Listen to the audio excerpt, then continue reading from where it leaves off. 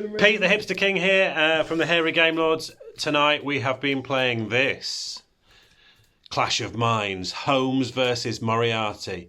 What did we think? Wait and find out.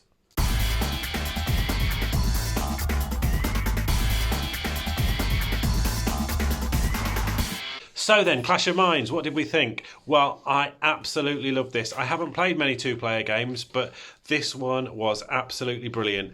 Basically, you are head-to-head. Unsurprisingly, one of you plays Holmes, the other plays Moriarty. Moriarty is planning the crime of the century. You have to pick at random one of these cards, one of these cards, and one of these cards. Now I can see what's on the other side, you can't, and that's the whole point of this game. One of these cards has got the weapon that you're going to use, one of them has got the victim of the crime, and one has got the type of crime.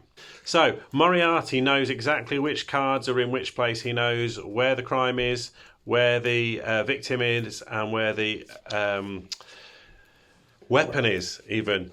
Now, each one of these things has a different impact on the game. So the crime itself has got a neutral impact. It has an impact for both players. The victim has got a positive impact for Holmes, and the weapon has got a positive impact when revealed for Moriarty. So we're choosing when to go for these and when to sort of play these cards is really important, knowing when to try and when you're playing as Holmes.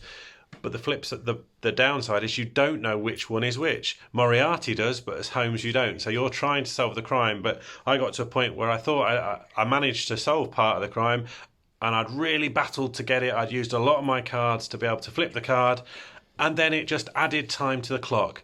The clock in this game is really important. You have 12 hours to solve the crime and catch Moriarty if you're Holmes.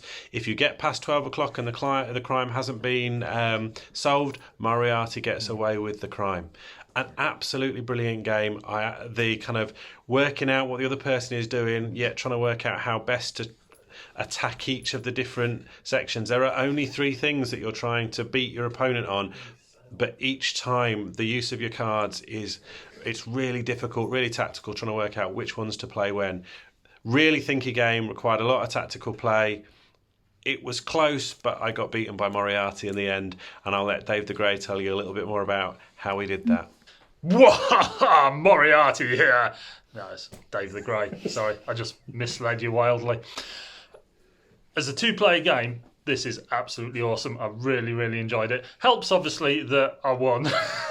Yeah, all right. This is a really thinky game. It's quite straightforward. You've only got 3 different locations that you're playing cards on. Pretty much, you can use a card. You can play 1 extra card a turn that your opponent doesn't know about. And you can move your cards around a little bit. So there doesn't seem to be a massive amount that you can do in a turn, but the amount of strategy that then means you have to use is absolutely awesome.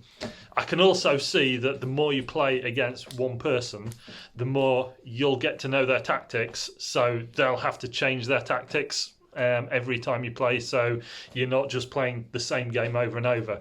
I think this has got quite a lot of long-term depth as well. Helps that the card art is really, really gorgeous. That's some opium. That helped me win tonight as well. You did. Not the opium, the card, obviously. For legal reasons. For strictly legal reasons. But basically that's a react which just stops the effect of one of your opponent's cards straight away, so they don't get all the cool stuff that their card gives them. I also did a bit of counterfeiting as well, you know, just on the sly, on the last turn, that pulled it out the bag for me, to be honest, because right at the start, we didn't really know how the game worked and who had the advantage. So I thought that Holmes was starting to run away with it very early on, and I snuck the win pretty much the last play of the last turn. Pete couldn't quite discover the last element of my nefarious crime, and the clock ticked to 12, so I got away with it.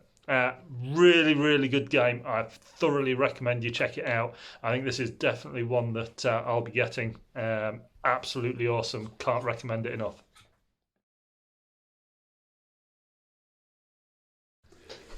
Type of crime.